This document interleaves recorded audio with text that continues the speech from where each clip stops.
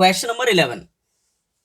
The value of a car including VAT is 3,82,500.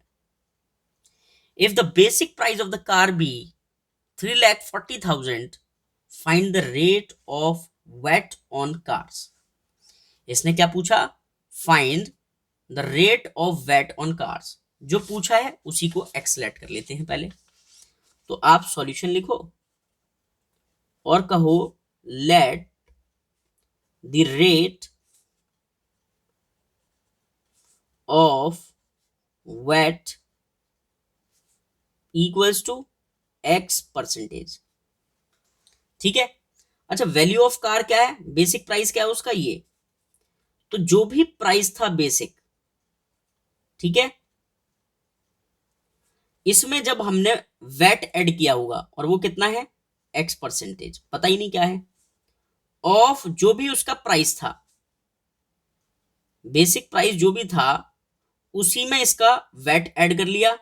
तब कितना पे किया इसने? तो तब इतना पे किया। इतना कितना है ये? 3,82,000 और 500। ठीक है, कॉमा लगा दूं मैं। ये है। अगर इतनी बात आपको समझ में आ गई तो आपका आंसर आ जाएगा। कैसे? देखो, इसको ऐसे ही लिख देता हूं मैं, 340 और 000, ठीक है, प्लस X% का मतलब X अपॉन परसेंटेज का मतलब 100, ऑफ का मतलब मल्टीप्लाई, और ये ऐसे लिख लो 340 और 000 और इक्वल्स टू 382 और 500। क्लियर? 00 से 00 कैंसिल, तो इसको ऐसे लिखा मैंने 34 और 50 प्लस इसकी मल्टीप्लाई इससे करोगे तो 3400 ये रहा और x और आ जाएगा इसमें, और इक्वल्स टू 382,500। क्लियर? अब देखो, ये चीज इक्वल के इधर लाओगे तो माइनस होगी इसमें से, मतलब 3400x ऐसे ही, ये भी एज इट इज, और ये चीज प्लस की है इधर आएगी तो माइनस की, तो माइनस कर लेंगे इसको। तो 3400x इक्वल्स टू, इसमें से ऐसे माइनस करो तो 0 में से 0 गया तो 0 बचा, 0 में से 0 गया 0 बचा, 5 में से 0 गया 5 बचा, ठीक है, और 12 में से, एक मिनट, ऐसे ही माइनस करते हैं, ठीक है, कुछ 382,500 और 340 और 000, तो 0, 5, 2 और 4, ठीक है, तो ये 2 और 4, ठीक है। हमें क्या चाहिए? x, तो 42500 के डिवाइड में चला जाएगा ये 3400, 20 से 20 कैंसिल।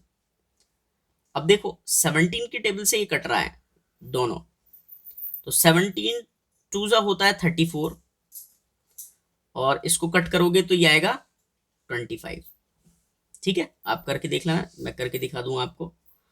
425 को 17 से डिवाइड किया तो 17 2 34, 12 में से 4 गया 8 बचा, और ये 5, और 17 5 85, ठीक है, ऐसे।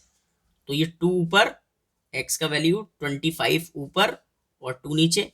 इसको मिक्स फ्रैक्शन में चेंज करना है, तो जो ये है वो एज इट इज रहेगा, 12 यहां आएगा और रिमाइंडर यहां पर, ठीक है।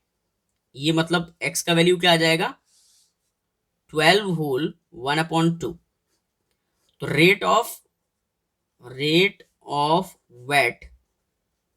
Equals to 12 whole 1/2%। यही हमारा आंसर है, ठीक है। अगर आपको ये नहीं समझ में आया ये कैसे आया इससे, तो देखो 2 से डिवाइड कर दो 25 को, तो 2 1 2, 5 बचा, 2 2 4, रिमाइंडर 1 बचा। तो जो रिमाइंडर होता है वो कहाँ आता है? यहाँ पर। जितने टाइम्स टेबल पढ़ा वो कहाँ आएगा? वो यहाँ पर आएगा। और ये जो 2 पहले से था वो नीचे ही रहेगा, ठीक है, जिससे डिवाइड किया वो नीचे। तो यही हमारा आंसर है। आई होप आपको क्वेश्चन समझ में आया होगा। चलते हैं नेक्स्ट चैप्टर पर।